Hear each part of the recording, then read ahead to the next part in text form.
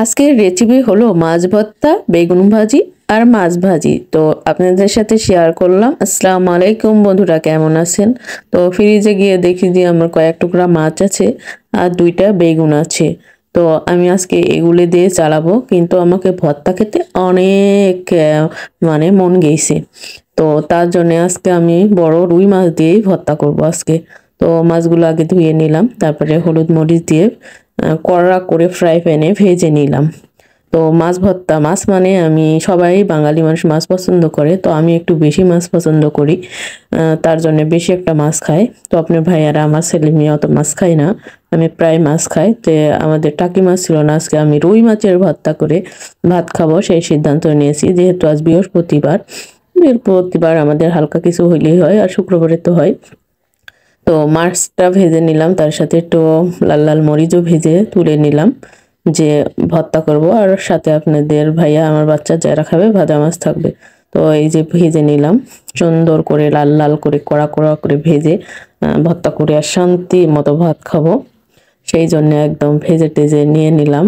এই যে আমার ভাজা রেডি মাছ। তো কে কে আমার মতো রুই মাছ দিয়ে ভর্তা খান, অবশ্যই অবশ্যই কমেন্ট বক্সে তাড়াতাড়ি জানাবেন কিন্তু। তো এই যে আমার মাছ ভাজা একদম সম্পূর্ণ হয়ে গেছে, এখন পালা আমার বেগুন ভাজা। তো আবার বেগুন ভেজতে শুরু করলাম। বেগুনগুলো আমি গোল গোল করে কেটে নিলাম, কেননা কালো বেগুন আমার পছন্দ হয় না, এই বেগুনটা সবচেয়ে প্রিয়। আমরা সবসময় রাজশাহীতে খাইছি, এখানেও প্রায় আপনার ভাইয়া নিয়ে আসে, কেননা এই বেগুনটাই আমাদের পছন্দ, ভাজা আবার তরকারিতেও পছন্দ হয়। তো একটু ঢেকে দিবেন, তাহলে বেগুনটা তাড়াতাড়ি সিদ্ধ হয়ে যাবে আর ভাজাটাও সুন্দর হবে আর খেতেও মজা লাগবে। তো আমার মতো এরকম ভাজা ভাজা দিয়ে কে কে ভাত খান অবশ্যই জানাবেন। এই যে আমার বেগুন ভাজা কমপ্লিট, লাল লাল করে ভেজে নিয়েছি। তো এই যে আমার ফাইনাল লোক বেগুন ভাজা, তারপর একটু পেঁয়াজ ভেজে নিয়েছি, তারপর মাছ ভেজে নিয়েছি, মরিচ ভেজে নিয়েছি, এখন ভর্তা করার পালা।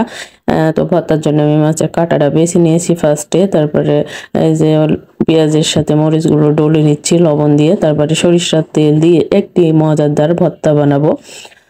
তো ভর্তার জন্য সবার দাওয়াত রইল, সবাই তাড়াতাড়ি আমাদের বাসায় চলে আসবেন। যার যার মাছ ভর্তা পছন্দ অবশ্যই আসবেন, আর আমাদের রেস্টুরেন্টেও মাঝে মাঝে করা হবে, যাদের পছন্দ হবে অবশ্যই অর্ডার করতে পারেন।